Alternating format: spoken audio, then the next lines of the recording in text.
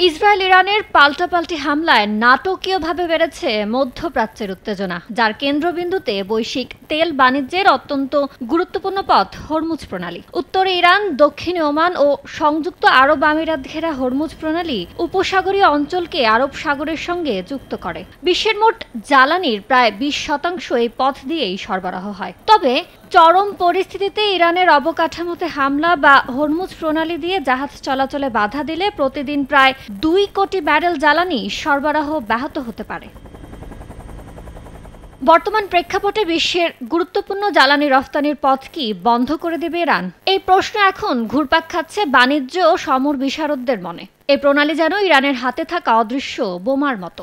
এমন শঙ্কার মুখে প্রথম ধাক্কায় শুক্রবার বিশ্ববাজারে অপরিশোধিত তেলের দাম 13% বেড়ে গিয়েছিল। সোমবার প্রতি ব্যারেল ব্রেন্ট ক্রুডের দাম প্রায় $75 গিয়ে ঠেকেছে। হরমুজ প্রণালী দিয়ে যদি জাহাজ চলাচল ব্যাহত হয়, সেক্ষেত্রে প্রতি ব্যারেল অপরিশোধিত তেলের দাম $120 পর্যন্ত উঠতে পারে বলে শঙ্কা করছেন বিশ্লেষকরা। তাছাড়া ইরান থেকে তেল সরবরাহ বাধাগ্রস্ত হলে দাম আরও বাড়িয়ে দিতে পারে।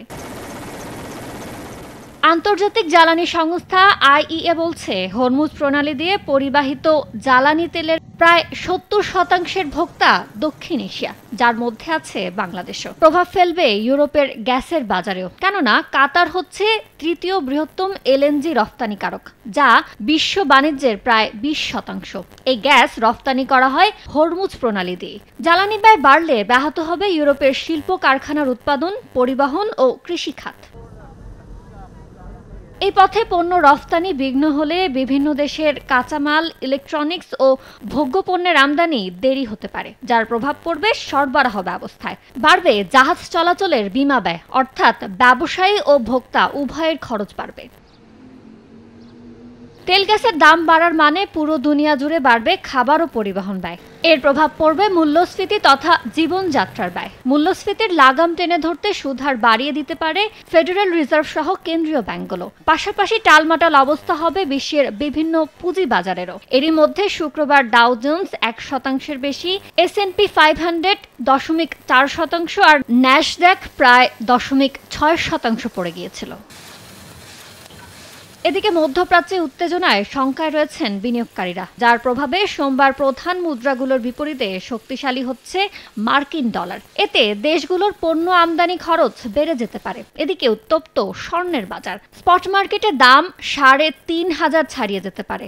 গোল্ডম্যান স্যাক্সের পূর্বাভাস বলছে, কেন্দ্রীয় ব্যাংকগুলো স্বর্ণ কিনতে থাকলে আগামী বছরের মাঝামাঝিতে প্রতি আউন্সের দাম উঠতে পারে $4,000। হরমুজ প্রণালী না পেরিয়ে উপসাগরীয় অঞ্চল থেকে সমুদ্রপথে কিছুই রফতানি করা সম্ভব নয়। এটি ইরানের হাতে বড় অস্ত্র, কিন্তু বাস্তবে এই পথ পুরোপুরি বন্ধ করে দেওয়ার ক্ষমতা ইরানের নেই বলে মনে করেন বিশ্লেষকরা। ইয়ানুর শিফাত, সময় সংবাদ।